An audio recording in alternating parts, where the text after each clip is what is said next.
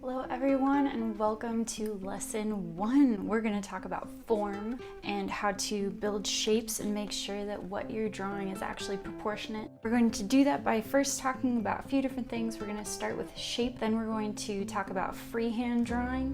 We're going to talk about some measuring tools. And we'll also talk about what I like to call anchors.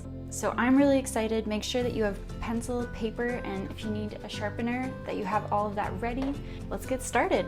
So the first thing that we're going to talk about is shape building, which means we're going to look at what we're trying to draw, which in this case, I'm going to use the 7-colored tanager as an example. And we're going to look at it and we're going to break it down into bite-sized pieces. So this is a way to break down something, make it less complicated and build on it. First, we'll look at this and we'll see, okay, the head kind of breaks down into a circle, the body's a bit of an oval, we might be able to put a triangle in the middle of that, and some rectangles. Start with that circular head, triangle beak, got the circular oval body, some triangles for those wings, rectangle for that leg, and you've got the back. From here we can start to refine that by adding the nuanced lines that we see in this drawing. So we've got a little bit of a curve to that neck, a little bit of flatness on the top of the head. Don't feel rushed to do this. Form is so important and you want to make sure that as you're building this piece, putting it together, that the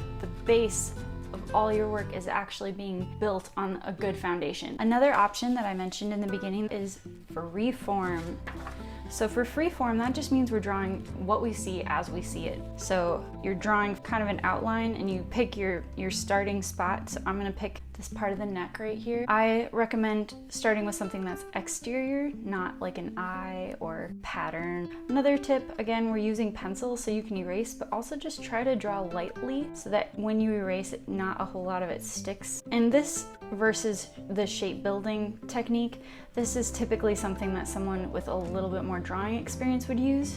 If you are feeling intimidated about drawing in general, I would recommend practicing the shape building, giving yourself the time that you need to create the outline and exterior of the bird so that you feel confident moving forward. You want to make sure that you're actually keeping things proportionate, and there's a few ways of doing that. First, you have your measuring tool. Your measuring tool is what you're using to draw with. So I can take my pencil, and if it's something that's flat in front of you, you can actually set it down right on the piece that you're copying, and you can measure it with your fingers. So I know from the back of the head to the beak, that long.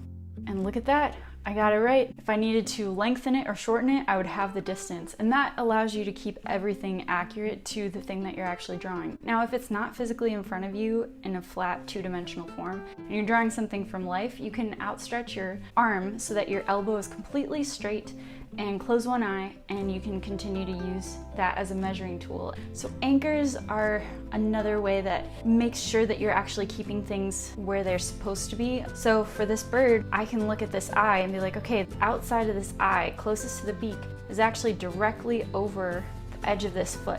So when I look at this, I want to make sure that I have the edge of the foot going to that same bracket. Sometimes using a ruler is really helpful, but you can create a grid that helps you make sure, along with using your measuring tool, to make sure that everything's aligned in the right place. Next up, we're going to work with our Micron 005 pen. I'll talk about pen techniques, contrast, textures for wings, and we're gonna work through the green sea turtle, the 7-color tanager, and the polar bear. If you want to follow along in time, there are worksheets at the bottom of this lesson. I also recommend, if you can, just take some time, give yourself grace, and make sure that you have your own drawing ready to go for lesson 2. See you in the next lesson.